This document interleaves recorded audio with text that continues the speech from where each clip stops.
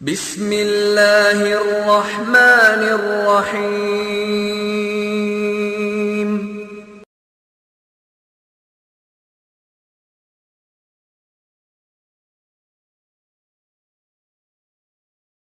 وأشهد أن لا إله إلا الله وحده لا شريك له وأشهد أن محمدا عبده ورسوله أما بعد فإن خير الحديث كتاب الله وخير الهدي هدي محمد صلى الله عليه وسلم وشر الأمور محدثاتها وكل محدثة بدعة وكل بدعة ضلالة وكل ضلالة في النار۔ رب اشرح لي صدري ويسر لي امري واحلل عقدة من لساني يفقهوا قولي رب اعوذ بك من همزات الشياطين واعوذ بك رب ان يحضرون۔ اعوذ باللہ السمیع العلیم من الشیطان الرجیم، بسم اللہ الرحمن الرحیم۔ قل اعوذ برب الناس ملک الناس الہ الناس من شر الوسواس الخناس الذي يوسوس في صدور الناس من الجنة والناس۔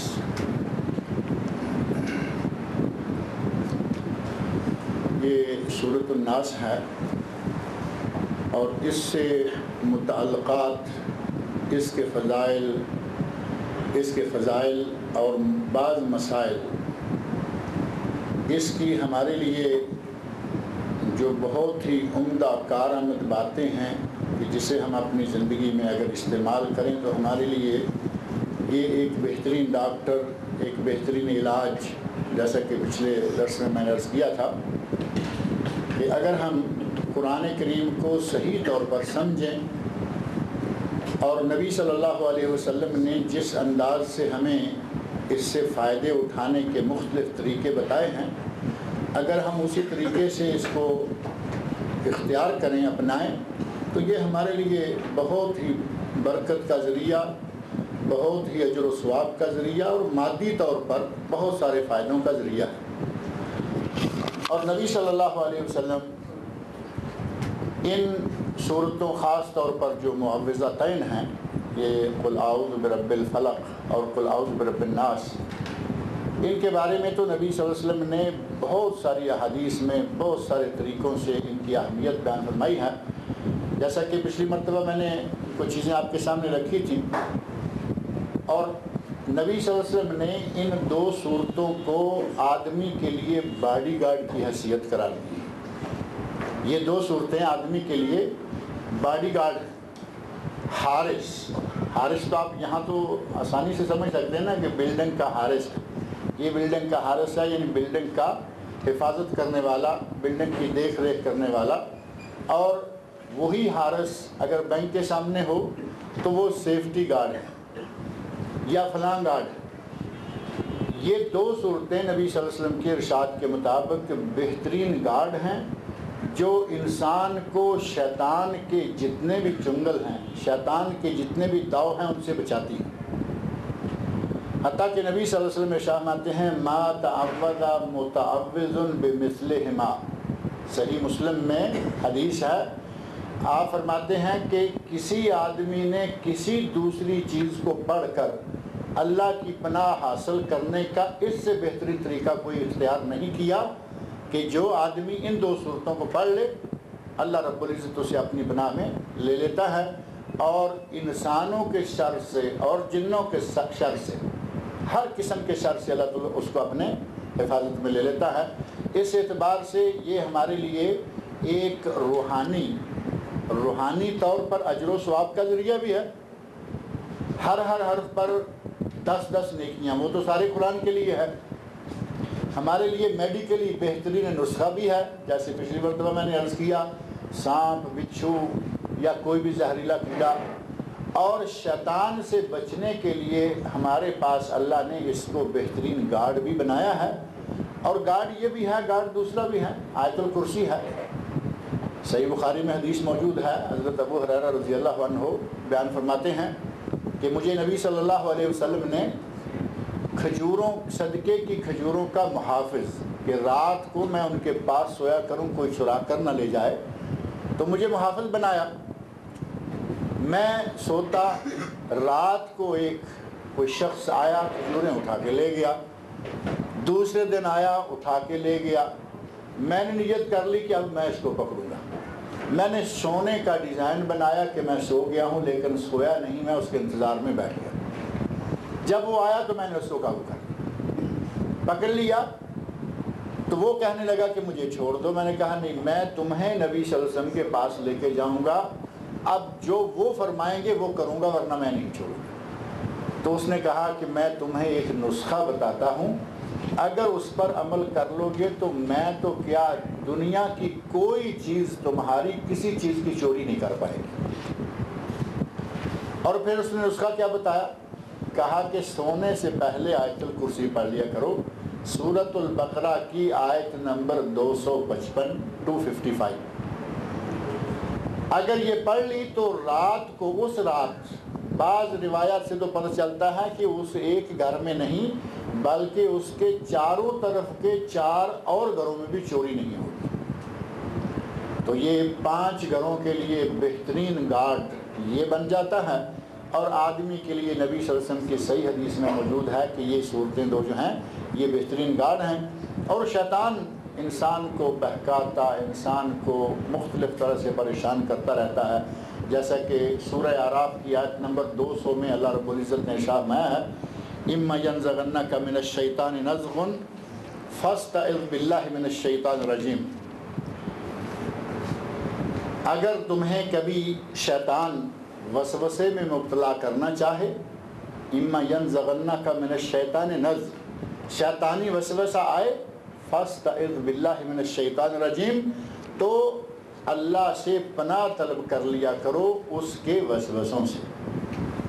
اب شیطان کے وسوسوں سے پناہ طلب کرنے کا بہترین ذریعہ بھی اللہ تعالیٰ نے ان صورتوں کو قرار دیا ہے، اور نبی اکرم صلی اللہ علیہ وسلم خود یہ صورتیں، یہ پچھلے درس میں نے بات ذکر کی تھی کہ ہر نماز کے بعد، مغرب کے بعد 3 مرتبہ، عشاء اور فجر کے بعد 3 مرتبہ، سوتے وقت 3 مرتبہ، اور نہ صرف پڑھ کے بلکہ پڑھ کر اپنے دونوں ہاتھوں میں پھونک مار کر دونوں کو اپنے چہرے، سینے، سارے سامنے کے حصے اور جسم کے جہاں تک حصوں پر ہاتھ جا سکتا ہے نبی صلی اللہ علیہ وسلم ہاتھ پھیرا کرتے تھے، تاکہ اپنے آپ کو شیطان کے تمام وسوسوں اور چوکوں اور شیطان کے تمام بہکاووں سے محفوظ کر لیں۔ نبی صلی اللہ علیہ وسلم کے دشمنوں کی تعداد کوئی کم تو نہیں تھی، کیونکہ سوائے مسلمانوں کے جتنی قومیں تھیں، جتنے لوگ تھے، وہ سب نبی صلی اللہ علیہ وسلم کے دشمن تھے، اور وہ چاہتے تھے کہ کسی طرح ان کو مار دیں، ختم کر دیں، کسی تکلیف میں مبتلا کر دیں، تاکہ یہ جو پیغام رسالت ہے یہ آگے نہ پہنچا سکے۔ نبی صلی اللہ علیہ وسلم ان لوگوں سے بچنے کے لیے سب سے زیادہ جو تلاوت کیا کرتے تھے وہ انہی دونوں صورتوں کی کیا کرتے تھے، حتیٰ کہ وہ حدیث بھی آپ کے سامنے آ گئی کہ آپ نے جب یہ دونوں صورتیں نازل ہو گئیں تو باقی جو معوذات تھے ان کو ترک کر دیا اور ان کو شروع کر دیا۔ تو یہ بہترین معوذات ہیں ہمارے لیے شیطان سے بچنے کے لیے، اور یہ بہترین معوذات ہیں ہمارے لیے انسان سے بچنے کے لیے، کیونکہ شر جو ہے وہ صرف شیطان ہی پیدا نہیں کرتا۔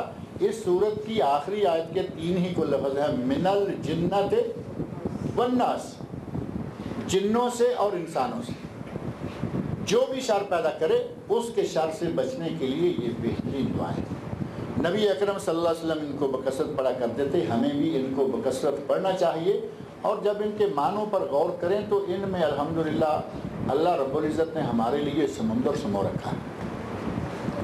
بعض اہل علم نے، جیسے علامہ ابن قیم رحمۃ اللہ علیہ ہیں، انہوں نے معوذتین کی تفسیر لکھی جو مستقل ایک کتاب ہے۔ کسی نے سورہ فاتحہ کی تفسیر لکھی، پوری ایک کتاب ہے۔ ہمارے برصغیر پاک و ہند کے مشہور عالم مولانا ابوالکلام آزاد رحمۃ اللہ علیہ نے ام الکتاب کے نام سے تفسیر لکھی ہے، موٹی تفسیر جو صرف سورہ فاتحہ کی تفسیر ہے۔ علامہ ابن قیم کی تفسیر معوذتین، اور اس کا اردو ترجمہ بھی پاکستان سے چھپ چکا ہے، اور ہمارے یہاں بنگلور سے توحید پبلیکیشنز نے بھی معوذتین کی تفسیر لکھی ہے، شاید آپ لوگوں کے پاس آئی ہوگی، جسے میں نے ایڈٹ کیا ہے، الحمدللہ اللہ تعالیٰ قبول فرمائے۔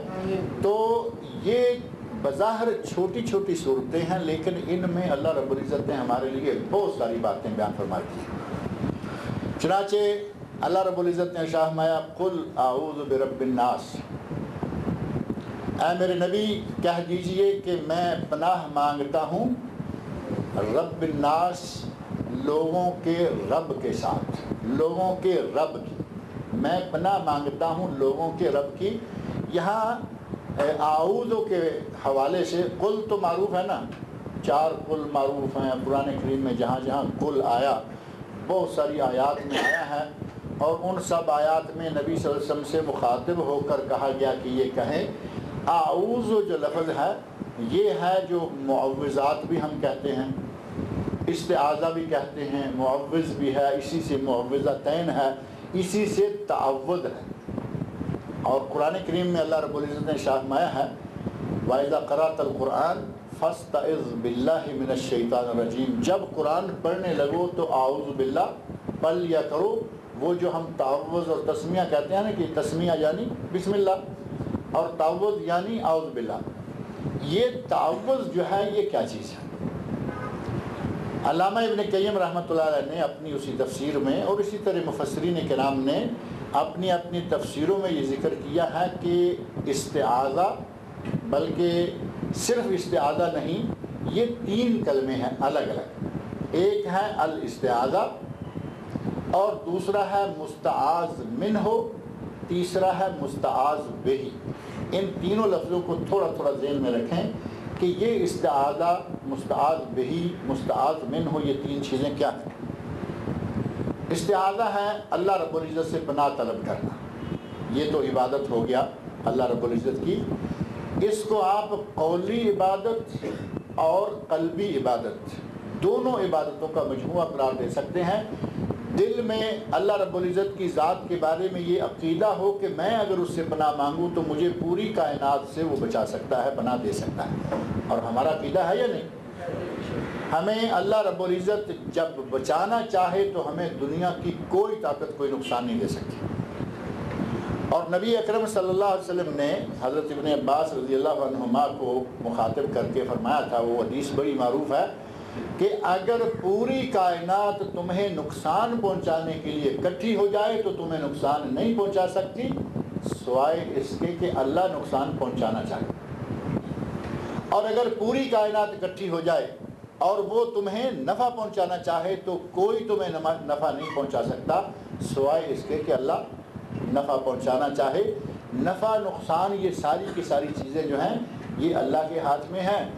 دل میں اگر یہ یقین ہو، ایمان ہو کہ مجھے ہر چیز سے پناہ دینے والا اللہ ہے تو یہ قلبی عبادت ہے، اور جب زبان سے یہ کہہ بھی دے اعوذ باللہ من الشیطان الرجیم تو ساتھ ہی یہ لسانی یا زبانی عبادت بھی ہو گئی۔ تو استعاذہ جو ہے یہ اللہ کی عبادت ہے۔ اور قلبی عبادات اگر ان کے سب کا تذکرہ کریں تو بات بڑی لمبی ہو جاتی ہے۔ اللہ سے محبت رکھنا، اللہ کی رحمتوں پر اللہ کی رحمتوں کی امید رکھنا، اللہ سے خوف کھانا، اللہ کی خشیت، اللہ کے سامنے خشوع، یہ جتنی باتیں، جتنی چیزیں دل سے تعلق رکھتی ہیں یہ ساری قلبی عبادات ہیں۔ اور یہ 20-21 عبادات ہیں جن کو نام بنام ان دنوں میں ریڈیو اسٹیشن سے الحمدللہ دے رہا ہوں، تفصیل کے ساتھ، دلائل کے ساتھ اگر کوئی سنتا ہے۔ بہرحال قلبی عبادات میں سے ایک عبادت ہے تعوذ، استعاذہ، اللہ سے پناہ طلب کرنا، اور اسی طرح استعانہ ہے اللہ سے مدد طلب کرنا، اور استغاثہ ہے اللہ سے فریاد کرنا۔ دل کے پیدا ہوتے ہیں تو یہ ساری کی ساری چیزیں قلبی عبادت کی شکل میں اللہ تعالیٰ کی عبادات ہیں۔ یہ ہے استعاذہ، یعنی انسان سے ڈر آئے، جن سے، شیطان سے ڈر آئے، یا کسی دوسری چیز سے ڈر آئے تو اللہ کی پناہ طلب کریں کہ اے اللہ اس کے شر سے مجھے تو اپنی حفاظت میں لے لے۔ یہ استعاذہ ہے، یہ عبادت ہے، یا عبادت کی اقسام میں سے قلبی عبادات میں سے ایک عبادت ہے۔ اب دوسرے 2 لفظ مستعاذ بہ اور مستعاذ منہ۔ مستعاذ بہی کا معنی ہے کہ وہ چیز جس کے ذریعے پناہ طلب کی جائے، جس کے ذریعے جس کی پناہ طلب کی جائے۔ اب پناہ کس کی طلب کی جاتی ہے؟ اللہ تعالیٰ کی۔ اعوذ باللہ، مستعاذ بہی، اے اللہ میں تیری پناہ طلب کرتا ہوں۔ ترجمہ تو عموماً یہ کیا جاتا ہے نا کہ اے اللہ میں تیرے ساتھ پناہ طلب کرتا ہوں، اور مفہوم یہ ہوتا ہے کہ اے اللہ میں تیری پناہ طلب کرتا ہوں، اے اللہ میں تیری پناہ میں آتا ہوں۔ یہ ہے مستعاذ بہی، یعنی اللہ کی ذات جو ہے وہ مستعاذ بہی ہے، وہ ذات جس سے پناہ طلب کی جائے، اور وہ ذات صرف اللہ تعالیٰ کی ہے جو کائنات کی ہر چیز سے اپنے بندے کو پناہ دے سکتی ہے۔ یہ مستعاذ بہی۔ اور تیسرا لفظ ہے اس سے متعلقہ ریلیٹڈ، اس سے وہ ہے مستعاذ منہ، جس چیز سے، جس کے خوف سے، جس کے شر سے پناہ طلب کی جائے، اور وہ کون ہے؟ یہ آخری آیت میں وارد وہ جو دو لفظ ہیں، من الجنۃ والناس، انسان اور جن، یہ ہے مستعاذ منہ، جن سے کہ اللہ کی پناہ طلب کی جاتی ہے۔ اب ہم جب عموماً یہ ترجمہ کرتے ہیں نا کہ اے اللہ میں تجھ سے شیطان سے پناہ طلب کرتا ہوں، وہاں بھی سے آتا ہے، یہاں بھی سے آتا ہے، پتہ نہیں چلتا کہ ہم کس سے کس کی پناہ طلب کر رہے ہیں۔ کبھی غور کیا آپ نے؟ اے اللہ میں تجھ سے شیطان سے پناہ طلب کرتا ہوں، مفہوم بالکل واضح ہے، لیکن کبھی دوبارہ اکیلے بیٹھ کر غور کریں، لگتا ہے کہ اے اللہ میں تجھ سے، اور آگے ہی کہتا ہے شیطان سے۔ معنی یہ ہے کہ اے اللہ میں شیطان سے تیری پناہ طلب کرتا ہوں۔ لفظی ترجمہ کریں گے تو اس طرح کا تھوڑا سا الجھاؤ محسوس ہوگا۔ مراد یہ ہے کہ شیطان وہ ہے کہ جس کے خطرے سے پناہ طلب کی جا رہی ہے، اور پناہ دینے والا کون ہے؟ اللہ کی ذات۔ یہ تین لفظ جو ہیں ان کو ذہن میں رکھا جائے تو اس صورت کو اور اس کے مفہوم کو سمجھنے میں بڑی آسانی ہو جاتی ہے۔ اللہ رب العزت نے فرمایا قل اعوذ برب الناس، اے میرے نبی کہہ دیجئے اعوذ میں پناہ پکڑتا ہوں، پناہ مانگتا ہوں، پناہ لیتا ہوں برب الناس، لوگوں کے رب کی۔ اس صورت کا ایک امتیاز یہ بھی ہے کہ یہ صرف چھوٹی چھوٹی 6 ہی آیات ہیں، اور 6 آیات میں اللہ رب العزت نے بالکل شروع میں پہلی 3 آیات کے جو چند کلمات ہیں ان میں توحید کی تینوں اقسام کو ذکر فرما دیا ہے۔ توحید کی کل کتنی قسمیں ہیں؟ 3۔ میرا خیال ہے یہاں توحید کے بارے میں ایک درس شاید مولانا عبدالسلام صاحب کا ہوا کرتا تھا یا ہے۔ توحید کی 3 قسمیں ہیں، اور یہ بڑی معروف بات ہے، یقیناً ہمارے بھائیوں کو سب کو یہ معلوم ہوگی۔ کون کون سی 3 قسمیں ہیں؟ توحید ربوبیت، توحید الاسماء والصفات، اور توحید الوہیت۔ اب ان کو آگے پیچھے کر لے، نمبر کا کوئی فرق نہیں، قسمیں یہی 3 ہیں۔ کسی نے پہلے کہہ دیا توحید الوہیت، کسی نے توحید الاسماء والصفات، اس سے فرق نہیں پڑتا۔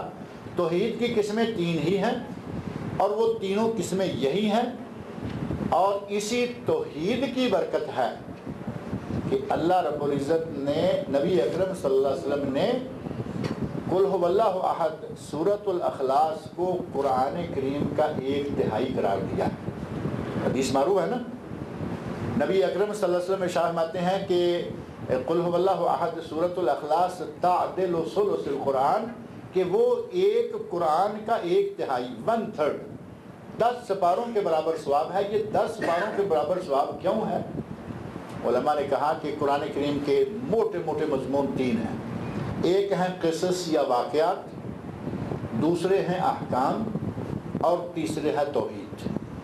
یعنی 3 مضمون موٹے قرآن کریم کے، توحید باری تعالیٰ، اور احکام و مسائل، ہماری زندگی میں اسلامی طریقہ کیسے گزارنا ہے، اور تیسری چیز ہے یہ قصص اور واقعات، پہلی امتوں کے، پہلی قوموں کے، پہلے لوگوں کے واقعات جو ہمارے لیے عبرت کا باعث ہیں۔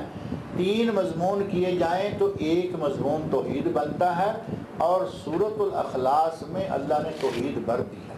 قل هو اللہ احد اللہ الصمد لم یلد ولم یولد ولم یکن لہ کفوا احد، پوری سورت کے سارے کلمات ہی توحید کی دلائل ہیں۔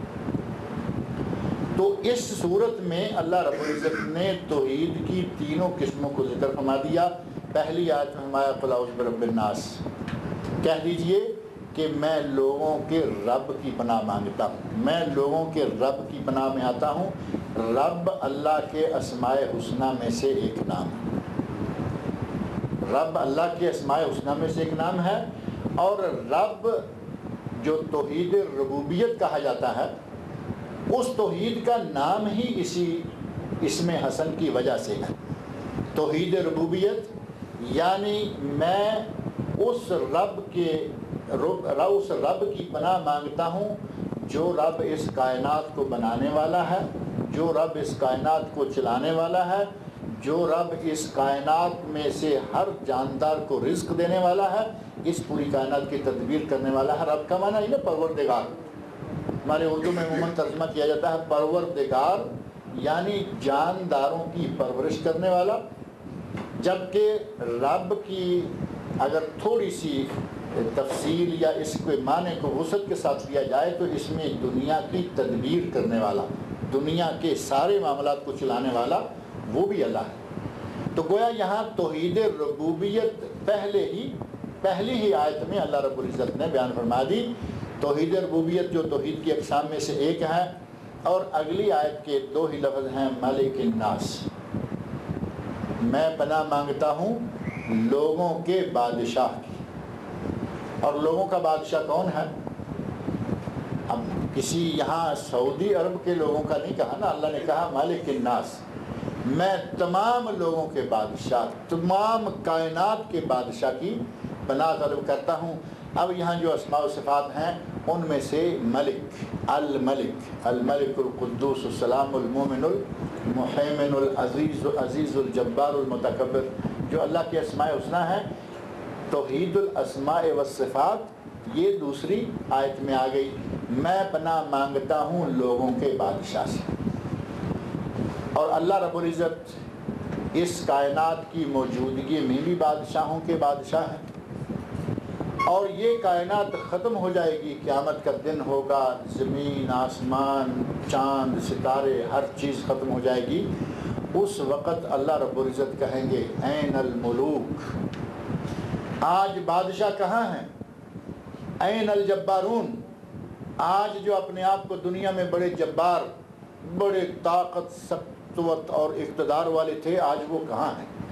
اور اللہ کہے گا انا الجبار انا الملک، آج کوئی بادشاہ، چاہے وہ چھوٹے چھوٹے علاقوں کے ٹکڑوں کا، آج کسی کی کوئی بادشاہ نہیں، آج صرف میں بادشاہ ہوں، میں ہی متکبر ہوں، میں ہی سارا کچھ۔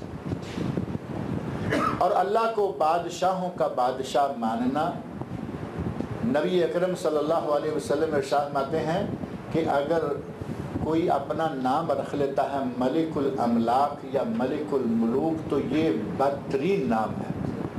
جو ہمارے اردو میں شہنشاہ، یہ پڑھتے ہوں گے نا، ایران کے شہنشاہ نے فرمایا اور فلاں ملک کے شہنشاہ نے فرمایا۔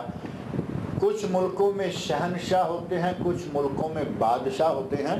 بادشاہ کی حد تک تو گنجائش نکلتی ہے کہ چلو اپنے ملک کا بادشاہ ہے، اور شہنشاہ کا معنی یہ کہ تمام بادشاہوں کا بادشاہ، یہ صرف اللہ تعالیٰ کی صفت ہے۔ ملک الملوک یا ملک الاملاک یہ اللہ کی صفت ہے، اور نبی صلی اللہ علیہ وسلم ارشاد فرماتے ہیں اخنع الاسماء عند اللہ، اللہ کے نزدیک بدترین نام یہ ہے کہ کوئی ملک الملوک یا ملک الاملاک اپنا نام رکھے، اپنا نام شہنشاہ رکھے۔ شہنشاہ صرف اللہ کا۔ بندہ کہتا ہے کہ اے اللہ میں پناہ مانگتا ہوں تیری، جب کہ تو تمام بادشاہوں کا بادشاہ، تمام طاقتوروں سے زیادہ طاقتور، اور تو احکم الحاکمین ہے، پوری کائنات کا خالق و مالک ہے۔ الہ الناس، اور میں پناہ مانگتا ہوں لوگوں کے معبود کی، تمام انسانوں کے معبود کی، جس کی کہ عبادت کی جاتی ہے، جو کہ عبادت کا صحیح معنوں میں مستحق ہے، اور جس کے سوا کوئی صحیح معنوں میں معبود نہیں ہے۔ لا الہ الا اللہ کا معنی اللہ کے سوا کوئی معبود برحق نہیں۔ عموماً ترجمہ تو یہی بنتا نا، لا الہ الا اللہ، اللہ کے سوا کوئی معبود نہیں۔ اللہ کے سوا کوئی معبود نہیں، اور معبود وہ جس کی عبادت کی جائے، جبکہ پتھروں کی عبادت ہوتی ہے، درختوں کی عبادت ہوتی ہے، پتھروں کی، لکڑی کی، درختوں کی عبادت، طرح طرح کی چیزوں کی عبادت ہو رہی ہے۔ تو وہاں لا الہ الا اللہ، اللہ کے سوا کوئی معبود برحق، یہ معبود ہیں لیکن باطل ہیں، یہ طاغوت ہیں۔ اللہ کے سوا جس کی عبادت کی جائے یا ہو رہی ہو وہ طاغوت شمار ہوتا ہے، وہ باطل ہے، وہ برحق نہیں ہے۔ برحق عبادت کے لائق صرف ایک اللہ ہے، اور اسی اللہ کی عبادت، الوہیت، اسی اللہ کی الوہیت یہاں اس آیت میں مذکور ہوئی ہے، الہ الناس۔ اور توحید کی تیسری قسم بھی آ گئی، توحید الوہیت۔ اور اصل بات یہ ہے کہ توحید کی جو پہلی اقسام ہیں ان میں تو اتنا مسئلہ نہیں ہے۔ قرآن کریم کو پڑھ کر دیکھیں، پہلی اقسام میں سے خاص طور پر یہ جو توحید ربوبیت ہے، توحید ربوبیت تو مشرکین بھی مانتے تھے، روٹی وہی دیتا ہے، بارش وہی برساتا ہے، کائنات کو وہی چلا رہا ہے، یہ باتیں تو مشرکین مکہ بھی مانتے تھے۔ بلکہ قرآن کریم نے جا بجا ذکر فرمایا کہ اگر آپ ان مشرکین سے پوچھیں گے کہ اس زمین و آسمان کا مالک کون ہے، رزق کون دیتا ہے، سَيَقُولُونَ اللَّهُ، تو یہ یقیناً کہیں گے کہ یہ کام سارے اللہ کرتا ہے۔ اس کو تو وہ مانتے ہیں، اللہ کو اللہ ہونا اس کے اسم حسن سے بھی وہ لوگ مانتے تھے۔ مسئلہ کہاں جا کے اڑا ہوا تھا، وہ اللہ کو اکیلا معبود نہیں مانتے تھے، اور وہ مسئلہ اس وقت بھی اڑا ہوا تھا اور وہ مسئلہ آج بھی اڑا ہوا ہے۔ آج بھی مسلمان اکیلے اللہ کو چاہے زبانی کہیں، زبانی تو ظاہر ہے کہ سارے مسلمان کلمہ یہی پڑھتے ہیں نا، لا الہ الا اللہ محمد رسول اللہ، اللہ کے سوا کوئی معبود برحق نہیں، جبکہ یہی کلمہ پڑھنے والا، یہی ترجمہ کرنے والا، اردو میں اس سے ترجمہ پوچھے یہی کرے گا اللہ کے سوا کوئی معبود نہیں، جبکہ وہ قبروں پہ سجدے کر رہا ہے، قبروں کے طواف کر رہا ہے، مزاروں سے مانگ رہا ہے، سرکاروں سے مانگ رہا ہے۔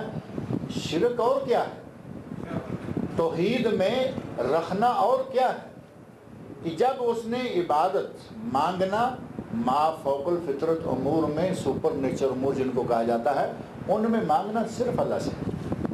مثال کے طور پر اولاد ہے، یہ ما فوق الفطرت امور میں شمار ہوتا ہے کہ اولاد کون دیتا ہے، اولاد کون دیتا ہے، اللہ تعالیٰ۔ اب اگر کسی مزار پہ جا کے کہا جائے کہ مجھے تو دے دے، تو یہ شرک نہیں ہوگا، یہ صریح اور کھلا ہوا شرک ہوگا۔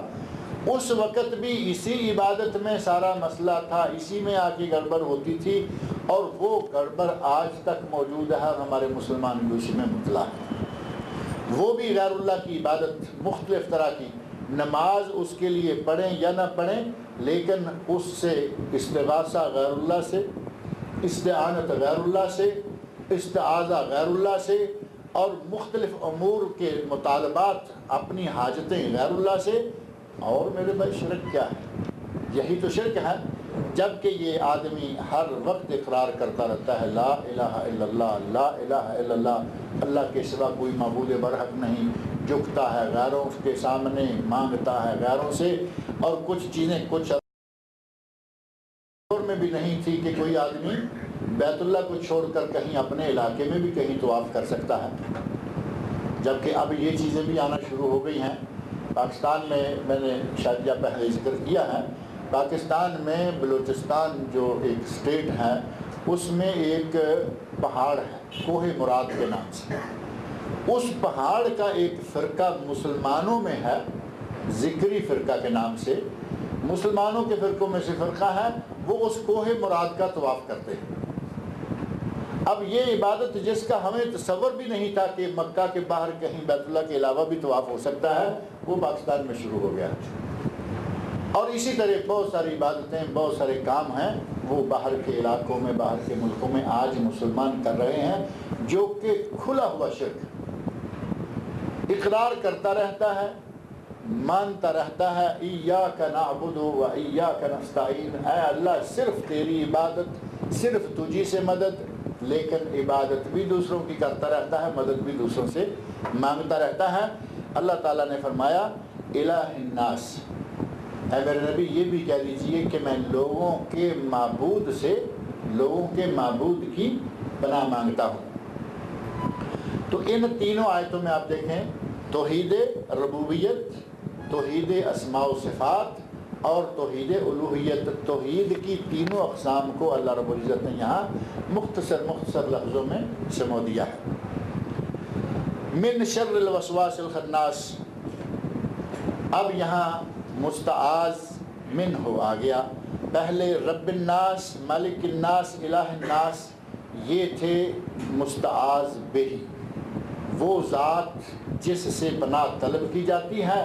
اب مستعاذ من ہو آ گیا کہ یہ پناہ کس کے شر سے طلب کی جا رہی ہے، وہ شر ہے من شر الوسواس الخناس، ہٹ جانے والے، چھپ جانے والے، پلٹ پلٹ کر آنے والے خناس کے شر سے اے اللہ میں تیری پناہ مانگتا ہوں۔ اور یہ ہٹ ہٹ کے پلٹ پلٹ کے آنے والا کون ہے؟ شیطان ہی تو ہے۔ اور یہ سورہ تکویر میں بھی اللہ رب العزت نے یہ لفظ جو خنس کا مادہ ہے نا، اس سورہ تکویر میں بھی یہ آیا ہے، فلا اقسم بالخنس الجوار الکنس، یہ ستاروں کے بارے میں ہے کہ ستارے بھی آپ رات کو دیکھتے ہیں، کبھی نظر آ رہا ہے، کبھی غائب ہو رہا ہے، جس کو ٹمٹمانا کہتے ہیں۔ شیطان بھی اسی طرح کبھی حملہ آور ہو گیا، کبھی نکل گیا۔ نبی صلی اللہ علیہ وسلم کی حدیث دیکھیں تو پتہ چلتا ہے کہ یہ کس طرح بھاگتا اور پلٹتا رہتا ہے، کیسے نکلتا ہے، کیسے آتا ہے۔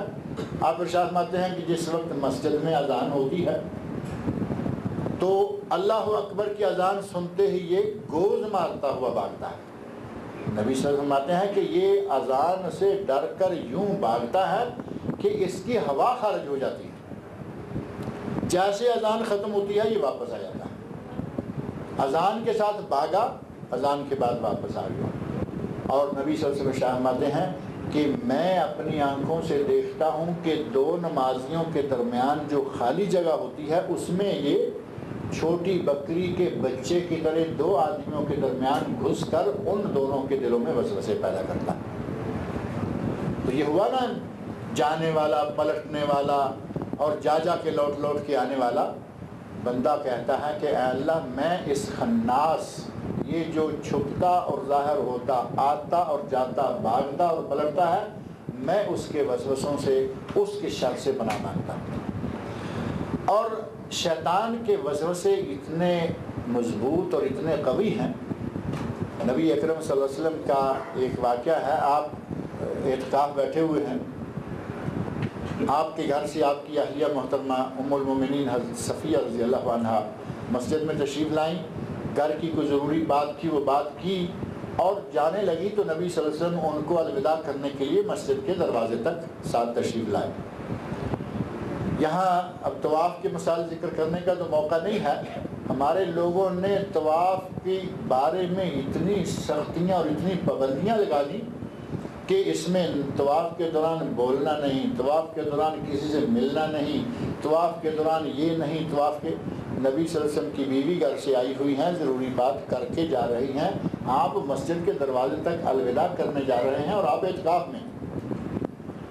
اعتکاف کی حالت میں ہمارے لوگوں نے اتنا ٹائٹ کر دیا، یقین مانیں کہ میرے اپنے عزیزوں میں سے ایک خاتون اعتکاف بیٹھیں اور 10 دن تک ان کو جیسے قیدیوں کے دروازے کے نیچے سے اندر روٹی گزار دی جاتی ہے نا، اس انداز سے روٹی بھی پردے سے دی جا رہی ہے، بچہ اندر کوئی نہیں گھسنے دیا جا رہا، وہ باہر نہیں آ پاتی جب تک کہ پورا تخلیہ نہ ہو۔ عمر بھی تھوڑی زیادہ تھی، 10 دن اس انداز سے گزارے، 11ویں دن عید کے دن باہر آئیں تو دماغ پورا کام نہیں کر رہا۔ یہ کون سی عبادت ہے جس میں آدمی کو اس حد تک پہنچا دیا جائے؟ اور ہمارے ایسے اور بہت سارے مسائل ہیں۔ احرام کی حالت میں کچھ لوگوں نے اتنی سختیاں کر رکھی ہیں، قدم قدم پر دم، قدم قدم پر دم، جبکہ اتنا زیادہ ایسا نہیں ہے۔ نبی صلی اللہ علیہ وسلم اپنی اہلیہ محترمہ کو باہر تک الوداع کرنے کے لیے آئے، آپ ان کو الوداعی کلمات خیر سلام کہہ رہے ہیں، اتنے میں 2 انصاری نوجوان گزرنے لگے اور دیکھا کہ نبی صلی اللہ علیہ وسلم اور ساتھ کوئی خاتون کھڑی ہیں، وہ فوراً پلٹے اور دوسرے راستے میں داخل ہونے لگے۔ تو آپ نے آواز دی، نوجوانوں آؤ۔ کہا یہ تمہاری ماں ہے، میری بیوی صفیہ ہے۔ اب نبی صلی اللہ علیہ وسلم کا یہ الفاظ کہنا اس بات کی علامت تھی کہ شاید آپ یہ سمجھ رہے ہیں کہ ہم کوئی شک نہ کریں۔ تو وہ چونکہ نوجوان تھے، صحابی تھے، کہتے ہیں یا رسول اللہ ہم آپ کے بارے میں شک کریں گے؟ تو فرمایا نہیں، تم شک نہیں کرو گے، لیکن شیطان اتنا برا ہے، وہ لوگوں کے دلوں میں وسوسے اور شک پیدا کر دیتا ہے، اور وہ انسان کے جسم میں اس طرح گردش کرتا ہے، ابلیس انسان کے جسم میں اس طرح گردش کرتا ہے کہ مجرى الدم، ان الشیطان یجری فی الانسان مجرى الدم، شیطان انسان کے جسم میں یوں گھومتا ہے جیسے کہ جسم میں خون کی گردش یا سرکولیشن آف بلڈ کہیں، جس طرح جسم میں خون کی گردش ہوتی ہے اس طرح شیطان بھی جسم میں دوڑتا ہے، یعنی جسم کے کونے کونے میں شیطان اپنا کام کرتا ہے۔ میں نے اس لیے روک کر وضاحت کر دی ہے کہ ابھی تم جاؤ گے، تمہارے دل میں شیطان ڈال دے گا کہ نبی صلی اللہ علیہ وسلم اعتکاف میں بیٹھے ہوئے تھے، پتہ نہیں یہ کون عورت تھی۔ آپ نے مسئلے کو فوری طور پر واضح کر دیا کہ یہ تمہاری ماں ہے، میری بیوی ہے، ام المومنین حضرت صفیہ رضی اللہ عنہا ہے۔ اور شیطان جو ہے وہ ہر آدمی کے ساتھ لگا ہوا ہے۔ نبی اکرم صلی اللہ علیہ وسلم ارشاد فرماتے ہیں کہ ہر آدمی کے ساتھ ایک قرین مقرر ہے جو اس کو بہکانے پھسلانے میں ہر وقت لگا رہتا ہے۔ صحابہ کرام کہتے ہیں یا رسول اللہ آپ کے ساتھ بھی ہے؟ اب جب کہا کہ ہر انسان کے ساتھ ایک موکل قرین ہے، ایک ساتھی، ایک چیلا شیطان کا ہر آدمی کے ساتھ لگا ہوا ہے، تو صحابہ نے ظاہر کے فوراً سوال کیا یا رسول اللہ آپ کے ساتھ بھی لگا ہوا؟ آپ نے فرمایا نعم، میرے ساتھ بھی شیطان قرین لگا ہوا ہے، لیکن فرمایا وَلَكِنَّ اللَّهَ أَعَانَنِي عَلَيْهِ، لیکن اللہ نے میری مدد فرمائی ہے اس پر، اور وہ مسلمان ہو چکا ہے، فَلَا يَأْمُرْنِي إِلَّا بِخَيْرٍ، وہ مجھے سوائے خیر کے کسی بات کی طرف اشارہ نہیں کرتا، حکم نہیں دیتا۔ یعنی شیطان جو ہے اس کا چیلا قرین میرے ساتھ بھی ہے، لیکن اللہ نے میری مدد فرمائی کہ میرا قرین مسلمان ہو چکا ہے۔ اب یہ نبی اکرم صلی اللہ علیہ وسلم کی خاصیت تو ہو سکتی ہے، ہمیں تو اس قرین سے بچنا ہے نا، کیونکہ ہمارا قرین مسلمان نہیں، ہمیں تو معلوم ہے کہ قدم قدم پر ہمیں کبھی ادھر کبھی ادھر، کبھی کسی طرف کبھی کسی طرف، ہمیں تو بہکاتا اور پھسلاتا رہتا ہے۔ اس سے پناہ مانگنے کے لیے ہمیں ہر وقت کوشش کر کے یہ صورتیں پڑھتے رہنا چاہیے۔ چنانچہ فرمایا کہ اے میرے نبی کہہ دیجئے میں لوگوں کے رب، لوگوں کے بادشاہ، لوگوں کے معبود سے پناہ طلب کرتا ہوں، اس کی پناہ طلب کرتا ہوں، کس سے؟ من شر الوسواس الخناس، اس خناس کے وسوسوں کے شر سے۔ اور اس خناس کے وسوسوں کے شر کیسے آتے ہیں، کہاں آتے ہیں؟ الذی یوسوس فی صدور الناس، جو لوگوں کے سینوں میں، لوگوں کے دلوں میں وسوسے پیدا کرتا ہے۔ اور لوگوں کے سینوں میں، لوگوں کے دلوں میں شیطان کس قسم کے وسوسے پیدا کرتا ہے اور کیا شر ہے؟ علامہ ابن قیم رحمۃ اللہ علیہ نے اس کی 6 اقسام بیان کی ہیں۔ کہا کہ شیطان کے وسوسوں کی شکل یہ ہے کہ وہ انسان کے پاس آتا ہے اور اسے کفر اور شرک کرنے پر آمادہ کرتا ہے، اس کو کفر کے کاموں میں لگاتا ہے، شرکیہ امور میں مبتلا کرتا ہے، اور اس کی کوشش یہ رہتی ہے کہ یہ کسی نہ کسی طرح اسلام کے دائرہ سے خارج ہو جائے، ایسے کاموں میں لگائے گا کہ جو اس کو دائرہ اسلام سے خارج کرنے والے ہیں۔ مثال کے طور پر آپ یہ دیکھیں، نبی اکرم صلی اللہ علیہ وسلم ارشاد فرماتے ہیں کہ جو آدمی 3 جمعے مسلسل بلا عذر ترک کر دے وہ آدمی اسلام سے خارج ہو جاتا ہے۔ یقین مانے کتنے ایسے لوگ ہیں، آپ بھی جانتے ہیں، دیکھتے ہیں، 3 جمعے تو معمولی بات ہے، مدتیں ہو گئیں، جمعے ہی نہیں بلکہ 5 وقتوں کی نمازیں بھی چھوڑے ہوئے ہیں، اور شیطان ان کو تھپکیاں دے رہا ہے کہ خیر ہے، تمہارا نام محمد ہے، احمد ہے، عبد الرحمن ہو، مسلمان ہو، ماں باپ مسلمان ہیں، پڑھ لیں گے۔ اگر وہ مستقل نماز کا منکر نہیں تو کہے گا پڑھ لیں گے. اب یہ کب پڑھ لیں گے؟ وہ پھر بات آ جاتی ہے کہ ابھی بڑا وقت پڑا ہے، ابھی تو میں جوان ہوں، بوڑھے ہوں گے تو نماز پڑھ لیں گے. اب بوڑھا ہونے تک کس نے لکھوا رکھا ہے کہ بوڑھا ہوگا بھی یا نہیں؟ آج کی زندگی تو آپ دیکھ رہے ہیں، یہ شروع سے ہی آ رہا ہے. موت کا وقت مقرر ہے، کوئی آگے پیچھے نہیں کرنے والا. اور جس کا اللہ نے جوانی میں لکھ دیا، جس کی موت جوانی میں لکھ دی، جوانی میں مرے گا. 20 سال 30 سال 15 سال 40 سال 100 سال جتنی لکھی ہوئی ہے اس سے آگے نہیں جائے گا. اور آج کا دور تو ہمارے لیے بالکل واضح ترین ہے کہ پتہ نہیں ہوتا آدمی گھر سے تیار ہو کر بالکل فریش تازہ گھر والوں سے الوداع لے کر بچوں سے بیوی سے رخصت ہوتا ہے کہ میں آفس جا رہا ہوں، دفتر جا رہا ہوں. گھر سے نکلا، گاڑی سٹارٹ کی اور 5-4 کلومیٹر کے اندر کبھی 1-8 کلومیٹر کے اندر ہی کام تمام ہو گئے. کون جانتا ہے کہ ابھی تو میں جوان ہوں اور کب تک میں بوڑھا ہوں گا اور پھر نماز شروع کروں گا. ہمیں ایک لمحے کا بھی اعتبار نہیں رکھنا چاہیے. یہ جو سانس آگے ہی چل رہی ہے یہ کب بند ہو جائے گی کوئی نہیں جانتا. لہذا ہمیں یہ کوشش کرنی چاہیے کہ کل نماز شروع کروں گا نہیں، آج ہی شروع کریں. یہ ایک کام 3 جمعے نمازیں اور بہت سارے کام جو کفریہ امور ہیں ان میں مبتلا کرتا ہے. شرکیہ امور ہیں، ذرا تکلیف پہنچی مزار پہ جا سجدہ کیا، ذرا تکلیف پہنچی، اور جو کام صرف اللہ کر سکتا ہے. شادی ہوئی 4-6 مہینے بچہ نہیں ہوا. ہمارے تو ایک کام نہیں بے شمار ایسے کھاتے ہوتے ہیں. شادی ہو گئی 4-6 مہینے بچہ نہیں، اتنے میں باتیں شروع ہو جاتی ہیں ادھر سے ادھر سے. گھر والے بھی باتیں کرنے لگتے ہیں کہ کیا بات ہے، کوئی خوشخبری نہیں سنا رہے. اب ساتھ ہی اسے نسخے بتانے والے آ جاتے ہیں، نہیں وہ فلاں دربار پہ جاؤ اور وہاں فلاں چیز چڑھا کے آؤ، ہو جائے گا. اب یہ کھلے ہوئے صریح شرک کے نسخے جو ہیں وہ بتانے والے موجود ہیں اور ان نسخوں کو استعمال کرنے والے موجود ہیں. شیطان کے یہ وسوسے، پہلا بڑا وسوسہ یہ کہ آدمی کو کفر اور شرک میں مبتلا کر دے. اگر کوئی بچ جائے، کیونکہ مسلمان بہت سارے کفریہ شرکیہ امور میں مبتلا ہوتے رہتے ہیں، لیکن بہت سارے مسلمان ایسے ہیں کہ وہ ان کاموں میں نہیں آتے. اب انہیں کہے گا کہ بدعات جو ہیں وہ کام جو بظاہر بڑے نیک نظر آتے ہیں لیکن شریعت میں ثابت نہیں ہیں، نہ قرآن کریم میں نہ نبی اکرم صلی اللہ علیہ وسلم کے ارشادات میں، ان کو بدعات میں مبتلا کرنے کی کوشش کرے گا. اب بدعت تو ظاہر ہے کہ نہ کفر ہے نہ وہ شرک ہے، بلکہ وہ بظاہر اچھی عبادت نظر آتی ہے. اب بدعات میں سے کس کس کا تذکرہ کریں؟ سینکڑوں کے حساب سے ہمارے علاقوں میں خاص طور پر پاک و ہند میں بدعات منتشر ہیں، عام ہیں. اب وہ کسی نہ کسی روزانہ ایک دن میں 2 4 6 کہے گا کہ چلو یہ کفر نہیں کرتا نہ کرے، شرک نہیں کرتا نہ کرے، اس کو بدعات اور خرافات میں مبتلا کر دو. آدمی اس میں پھنس گیا تو وہ اپنے معاملے کو اب آگے بڑھانا شروع کر دیتا ہے. اور اگر کوئی نہ شرک کرے نہ بدعات میں مبتلا ہو تو اب اس کا تیسرا سٹیپ، اگلا سٹیپ یہ ہوتا ہے کہ اس کو کبیرہ گناہوں میں مبتلا کر دو. اب کہتا ہے کہ یہ نہ شرک کرتا ہے نہ بدعت میں آتا ہے نہ یہ کفر کرتا ہے، تو اس کو کبیرہ گناہوں میں.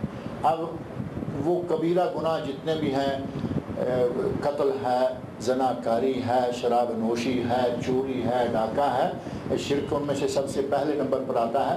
لیکن دیگر کبیرہ گناہ جو ہیں ان میں سے کسی نہ کسی کھاتے میں ڈالے گا کہ ان کو وہاں ڈال دو. اب یہ اس کے انسان کو اسلام سے، دین سے دور کرنے کے مختلف طریقے، باری باری سٹیپ بائی سٹیپ. بڑے سے شروع کیا، جو وہ نہیں مانے نیچے والے کے پاس آ گیا، وہ بھی نہیں مان رہے تیسرے کے پاس آ گیا، چوتھے کے پاس آ گیا.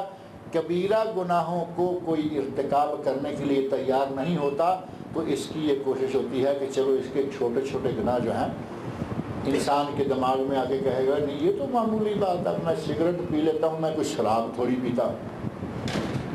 سگریٹ ہی تو ہے، میں کون سی شراب پیتا ہوں؟ سرے عام بازاروں میں لوگ پی رہے ہیں، سرے عام لوگ بیچ رہے ہیں، تو یہ کون سا بڑا گناہ ہے؟ اسی طرح اور چھوٹے چھوٹے جن کو یہ چھوٹے سمجھتا ہے ان میں سے بعض چھوٹے ہوتے نہیں، چلتے پھرتے ایک دوسرے کی چغلی کرتے پھرتے ہیں۔ نبی صلی اللہ علیہ وسلم نے فرمایا، وہ واقعہ معروف ہے نا، قبرستان قبروں کے پاس سے آپ گزرے، آپ کا جانور سواری بدکی، آپ نے فرمایا کہ ان دو قبروں میں جو دو آدمی مدفون ہیں ان کو عذاب دیا جا رہا ہے، ان کو یعذبان وما یعذبان فی کبیر ولکنہ کبیر، یہ جس کام کی وجہ سے جس کام کی وجہ سے ان کو عذاب دیا جا رہا ہے وہ بظاہر کوئی بڑا کام نہیں، لیکن در حقیقت وہ بڑا ہے۔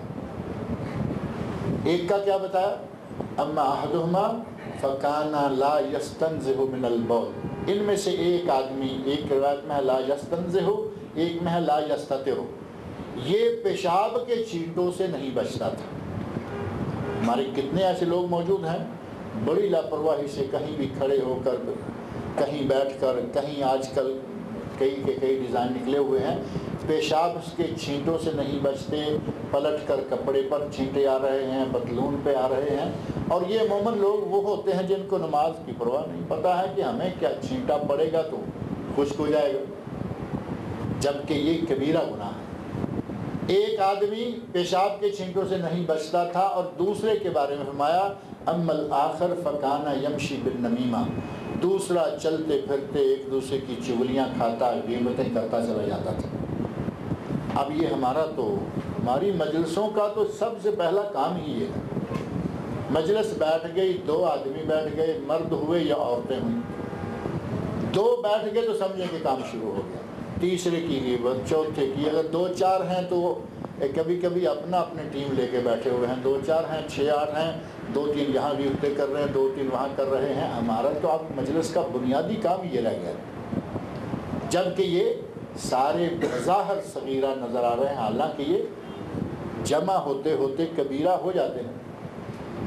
اہل علم نے لکھا ہے لا کبیرہ مع الاستغفار ولا صغیرہ مع الاصرار، اگر کبیرہ گناہ کرنے کے بعد آدمی توبہ تائب ہو جائے، استغفار کر لے، اللہ سے بخشش طلب کر لے، تو وہ کبیرہ گناہ بھی ختم ہو جاتا ہے، اللہ تعالیٰ اس کو بھی معاف کر دیتا ہے۔ ولا صغیرہ مع الاصرار، لیکن اگر چھوٹے چھوٹے کرتا رہے اور کرتا ہی چلا جائے، نہ پہلے کیے کی توبہ کرے، نہ آئندہ چھوڑنے کی نیت کرے اور نہ باز آئے، تو یہ چھوٹے چھوٹے کام بھی آہستہ آہستہ بڑا ڈھیر بن جائیں گے، آٹومیٹک وہ کبیرہ ہو جائے گا۔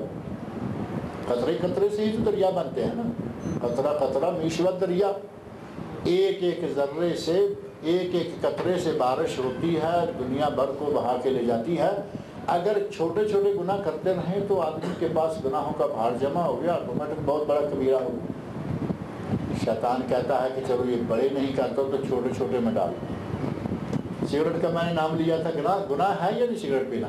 گناہ ہے، سگریٹ پینا گناہ ہے، اور علماء کرام کی بہت بڑی تعداد کے نزدیک سگریٹ پینا حرام ہے، تمباکو نوشی حرام ہے، تمباکو کی خرید و فروخت سے آیا ہوا پیسہ وہ بھی حلال نہیں۔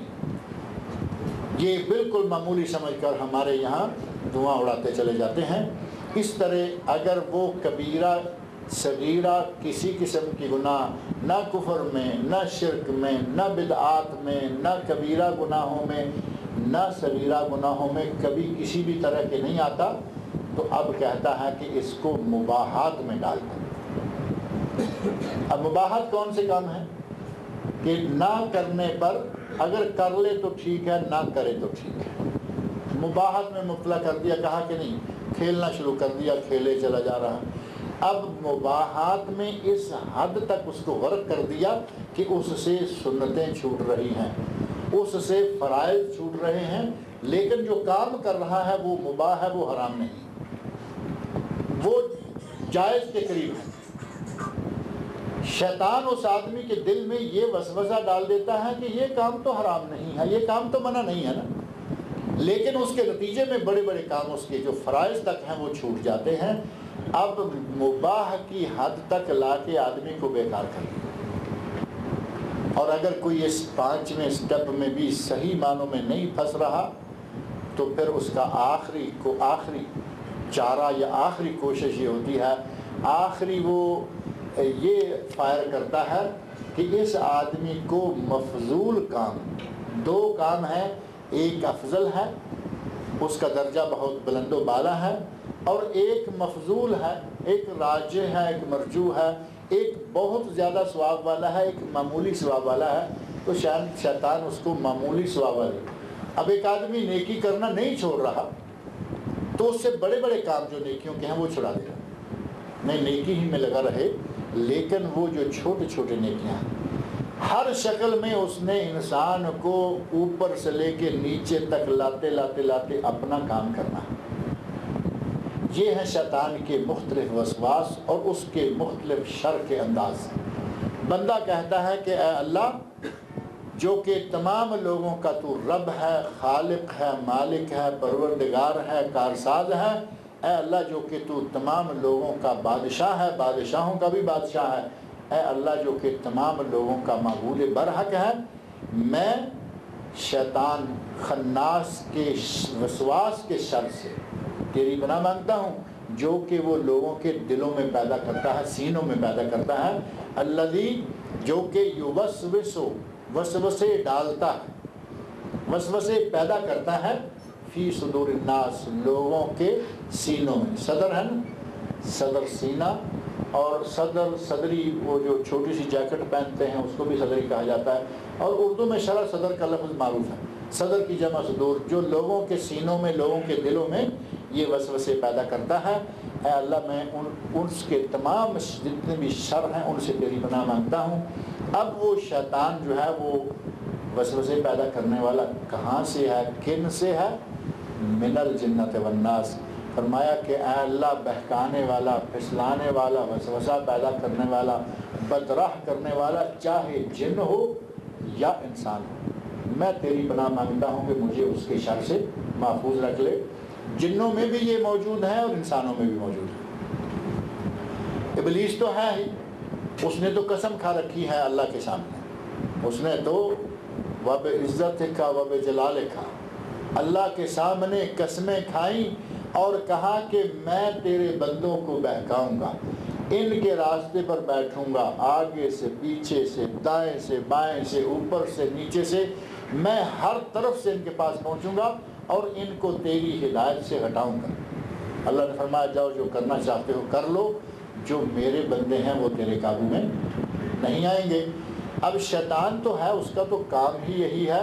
کچھ لوگ وہ بھی ہیں جنہوں نے شیطان کا کام یا اس کی ڈیوٹی اپنے ذمہ لگا رکھی، وہ انسانوں میں سے، اور انسانوں میں سے شیطان کی ڈیوٹیاں ادا کرنے والے ایک نہیں دو نہیں بے شمار لوگ ہیں۔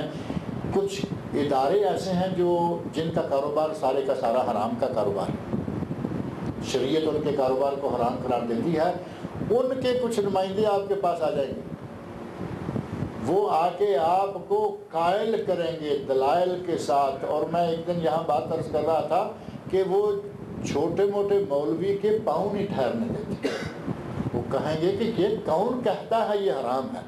آپ کسی بینک کے مندوب سے بات کر کے دیکھیں، کسی انشورنس کمپنی کے مندوب سے بات کر کے دیکھیں، ان کے نمائندے، اور خاص طور پر وہ ایجنٹ جو انہوں نے باہر چھوڑے ہوئے ہوتے ہیں کہ کسٹمر کو اکٹھے کر کے لاؤ، وہ اتنے تیز، اتنے چرب لسان، اتنے ماہر اور اپنے پیشے کے اتنے وفادار ہوتے ہیں کہ لوگوں کو کھینچ کھینچ کے لا رہے ہیں، اکاؤنٹ کھولو، ہمارے پاس پالیسی خریدو، یہ ہو جائے گا وہ ہو جائے گا، یہاں یہ حالات ہیں وہاں وہ حالات ہیں۔ یہ سارے شیطان کے چیلے ہوتے ہیں۔ انسانوں میں سے جو لوگوں کو بہکاتے ہیں، یہ میں نے صرف 2 اداروں کے نام لیے ہیں، بہت سارے لوگ، بہت سارے کام جو کہ ناجائز ہیں، اور ان کی طرف جتنے بھی لوگ دعوت دینے والے ہیں وہ سارے کے سارے ہی شیطان کے چیلے شمار ہوتے ہیں۔ لہٰذا بندہ اپنے رب سے یہ دعا مانگتا ہے اور کہتا ہے کہ اے اللہ میں تیری پناہ مانگتا ہوں، مجھے کوئی بہکائے، وہ شیطان ہو تب بھی، وہ انسان ہو تب بھی۔ ہم سب کو یہ سورت بکثرت پڑھتے رہنا چاہیے، اور اس میں اللہ رب العزت نے ہمیں جس انداز سے پناہ مانگنے کا طریقہ بتایا ہے اس طریقہ کو اختیار کرنا چاہیے۔ پناہ دینے والا صرف وہی ہے، اور وہی مالک ہے، وہی اس کائنات کا چلانے والا خالق ہے، اور وہی معبود برحق ہے۔ اللہ رب العزت مجھے اور آپ سب لوگوں کو قرآن کریم پڑھنے، سمجھنے اور اس کے احکام پر عمل کرنے کی توفیق عطا فرمائے۔